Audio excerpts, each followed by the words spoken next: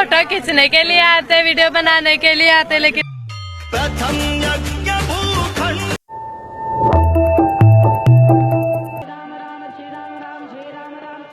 जय श्री राम। आज का दिन 22 जनवरी खास है क्योंकि आज ही के दिन रामलला की प्राण प्रतिष्ठा हुई थी, यानी 1 साल पूरे हो गए हैं, यानी वर्षगांठ होने वाला है। आज का दिन हर किसी को याद रहने वाला है क्योंकि इसी दिन ऐसा लगता है कि अपने देश में जो कई सालों से, साल कह सकते हैं या कई दशकों से जो रामलला कहीं न कहीं कैद थे और वह पूरी तरह से मुक्त हुए, लगता था कि अब भारत की आत्मा अब जाग गई है। इसके पीछे कई सालों का प्रयास, कई लोगों का बलिदान रहा है। 492 साल के इंतजार के बाद अयोध्या में 22 जनवरी 2024 के कह सकते हैं, 23 कह सकते हैं, इसी दिन प्राण प्रतिष्ठा हुई थी और उसको लेकर करके बहुत सारी सौगात चली थी और बहुत सारी चीज़ें चेंज हुआ था। और अगर कहते हैं महज अब 1 साल है, 22 जनवरी 2024 और 22 जनवरी 2025, 1 साल में अयोध्या में अगर देखा जाए तो बहुत सारे विकास देखने को मिले हैं, बहुत सारे लोगों का आना जाना बढ़ा है। एक तरह से कह सकते हैं कि अयोध्या में एक जनसैलाब सा आ गया है। लोगों का आने जाने का जिस तरह से तांता लगा है, जिस तरह का रिकॉर्ड देखने को मिलता है, 1 साल में अब तक 14 करोड़ लोग रामलला के दर्शन के लिए आए हैं। यह एक बहुत बड़ी न्यूज़ है, यह एक बहुत बड़ा कह सकते हैं, एक बहुत बड़ी संख्या है जो 6 महीनों में इतना जो नहीं देखने को मिला था, जो सारे चीज़ें परिवर्तन हुए थे, वो सब अब देखने को मिल रहा है। अब वो डाटा धीरे धीरे निकल करके आ रहा है और ऐसा लगाया जाता है कि आने वाले 4-5 सालों में यह डाटा करीब करीब बढ़ करके विजिट करने वाला जो डाटा है जो 25 से 30 करोड़ तक हो जाएगी। यह सिर्फ यूपी की ही बात नहीं करते हैं। अगर अयोध्या की बात करें तो अयोध्या का तो चहुमुखी विकास हुआ, यूपी का चहुमुखी विकास हुआ है, लेकिन जिन लोगों ने इनको लड़ाने की बात की थी, जिन लोगों ने इनके खिलाफ मुहिम छोड़ी थी, आज उनके लिए यह मैं बता दूं कि जब से रामलला की प्राण प्रतिष्ठा हुई है तब से आज 1 साल हुए हैं, यूपी गवर्नमेंट ने अब तक 300 करोड़ का चंदा इकट्ठा कर लिया है। और आने वाले समय में कितने सारे चीज़ें होंगे यह कहने की ज़रूरत नहीं होगी। 20 किलो सोना, 30 किलो चांदी, ऐसे कई सारे उपहार आ चुके हैं और यही राम जन्मभूमि की प्राण प्रतिष्ठा का सौगात हमें मिला है, यही अयोध्या का सौगात हमें मिला है। इसको लेकर के कितनी सारी रोजगार बढ़ी, कितने सारे लोग वहाँ पर नई नई योजनाएं शुरू की, हर तरह से बढ़ोतरी ही बढ़ोतरी हुई। लोगों की जो इनकम का जो स्रोत था वो धीरे धीरे बढ़ने लगा। जब इतने लोग आते हैं तो कुछ ना कुछ खरीदारी करते हैं, कुछ ना कुछ चीज़ें लेते हैं, उसको लेकर करके यूपी में बहुत सारे लोगों का तो वीडियो आप देख रहे हैं 23 फरवरी की है और देखिए बहुत सारे लोगों ने विवाद भी किया था। कई सारे यूपीए गवर्नमेंट को लेकर के कहें, आरजेडी को लेकर करके कहें, उन्होंने उस समय जब रामलला की प्राण प्रतिष्ठा की बात थी तब हर कोई ने बोला था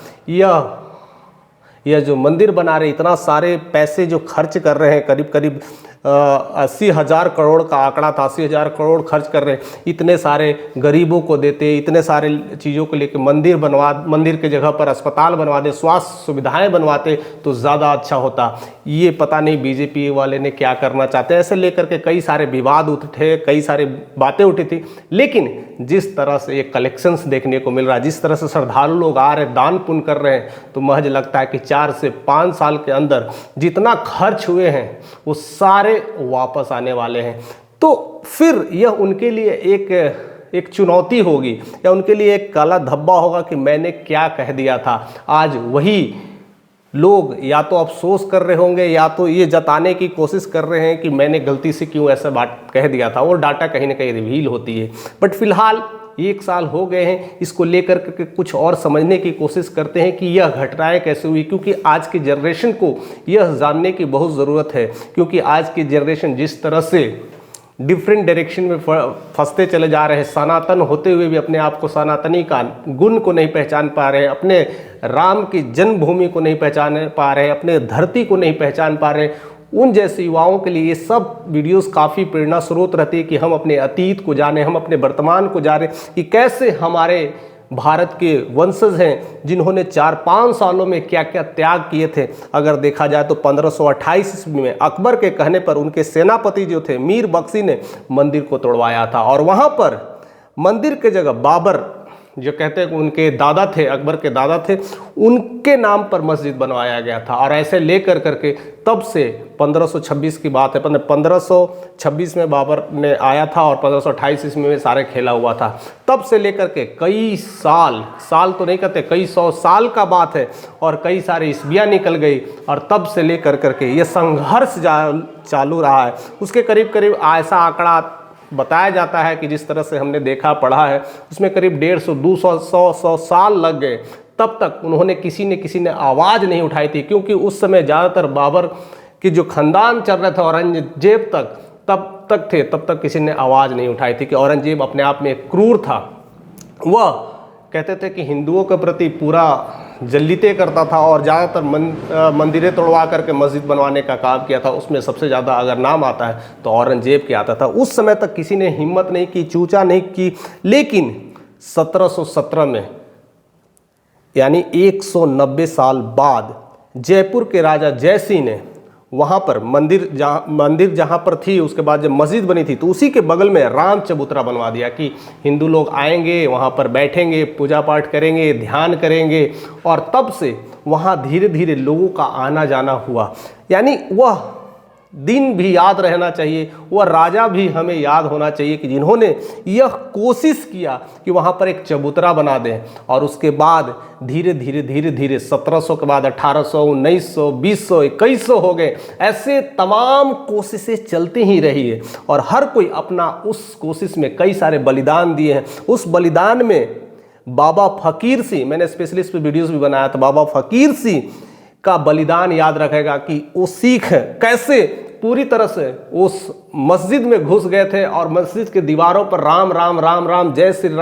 राम लिख कर वापस आए थे। वह दिन भी याद होगा। और धीरे धीरे उन्होंने अपनी मुहिम को छोड़ा। तो अगर देखते हैं सिख के बाद ऐसे कई लोग हुए थे भारत में जिन्होंने अपना कहीं न कहीं बलिदान दिया था। सनातनी बलिदान दिए थे, कई सारे हमारे ऋषि मुनि बलिदान दिए थे, कई सारे स्वतंत्रता सेनानी बलिदान दिए थे। उसके बाद जब देश आज़ाद हुआ उसके बाद भी कई सारे जो हिंदू सनातनी हैं उन्होंने अपने बलिदान दिए, अपनी बातें रखी और चीज़ों को उसको लाने की पूरी तरह से प्रयास किए। यानी इतने सारे इतिहास रहे हैं, तब जा कर के कहीं न कहीं रामलला का प्राण प्रतिष्ठा जो 22 जनवरी 2024 को हमने मनाया था, हर्षोल्लास से मनाया था। पूरी ही भारत नहीं, पूरी दुनिया उसकी गवाह है और साक्षी गवाह है कि किस तरह से कैसे कैसे क्या हुआ, किस तरह से बदला, और यह सारा स्वरूप देखने को मिला है। तो यह अपने आप में एक विशालतम है, अपने आप में एक प्रतीक है, एक आस्था का प्रतीक है, एक आत्मा का प्रतीक है। और राम जिसके दिल में बसते हैं तो उसे किसी चीज़ की ज़रूरत नहीं पड़ती है। और वैसे आज हम जिस तरह से आजकल टेक्नोलॉजी बढ़ रही है, जिस तरह से लोग धीरे धीरे कहते हैं ना कि वेस्टर्नाइज हो रहे हैं, तो अपने ही गौरवान्वित चीज़ों को भूल जाते हैं, अपने ही ज़मीनी स्तरों को भूल जाते हैं कि कैसे रामलला का प्राण प्रतिष्ठा हुआ था, कैसे लोगों ने अपनी मुहिम छेड़ी थी, कैसे लोगों ने पूरी तरह से अपनी सब कुछ लगा दिया था। और लोग आज जिस तरह से आराम से लोग आ रहे हैं, जा रहे हैं, सुख सुविधाओं का लाभ उठा रहे हैं और रामलला का दर्शन कर पाते हैं, उनके लिए इतिहास जानना जरूरी है कि किस तरह से मुगलों का सताया हुआ, मुगलों का अत्याचार हुआ था और उसके जगह पर जिस तरह से मंदिर को तोड़ा करके मस्जिद बना था और उसको लेकर के कई सारे संघर्ष और बलिदान हुए थे, वह आज भी लोगों को याद रहना चाहिए। और उस बलिदान में उसके बाद भी कई सारे हिंदू ऐसे हुए थे जो उसको लेकर के भी कटाक्ष कर रहे थे, उसको लेकर के भी कई सारे ढकोसले, और ये सब सारा खेल कहीं ना कहीं पॉलिटिक्स को लेकर के हो रही थी। हर कोई अपनी सत्ता के लिए ऐसे सारी चीज़ें करते रहते हैं, लेकिन कुछ लोग ऐसे भी हैं जो सनातनी को जिंदा रखे हैं, अपने हिंदुत्व को पहचाने हैं और राम को बचा के रखे हैं। ऐसे कई सारे अभी भी भारत में ऐसे कई सारे जहाँ पर मस्जिद है उसके नीचे अभी भी कई सारे मंदिरों का अवशेष दिखने को मिल जाते हैं, यानी कई सारी मंदिरें अभी भी दबे हुए जिन्हें हमें जानने की ज़रूरत है, हमें पहचानने की ज़रूरत है, हमें अपने आत्मा में कहीं ना कहीं राम को बसाने की ज़रूरत है। जिसने राम को आज भूल गए हैं तो एक बार अयोध्या ज़रूर जाइए और श्री राम लला के जो प्राण प्रतिष्ठा हुए थे वहाँ पर दर्शन करके आइए, क्योंकि राम लला का जो स्माइलिंग फेस है वहाँ पर जाते ही आपके चेहरे खिलखिला उठेंगे। तो ऐसे है राम लला का वो दिन जो हर कोई को हर्षोल्लास के साथ जो मनाते हैं, याद करते हैं, वह आज का दिन है। और इसी दिन में हम आज हर्षोल्लास के साथ वह त्यौहार मनाएंगे, वह खुशियाँ बांटेंगे और सारी ये जो गाथाएं हैं उसको याद कर करके अपने आप को सनातनी होने का फ़क्र महसूस करेंगे।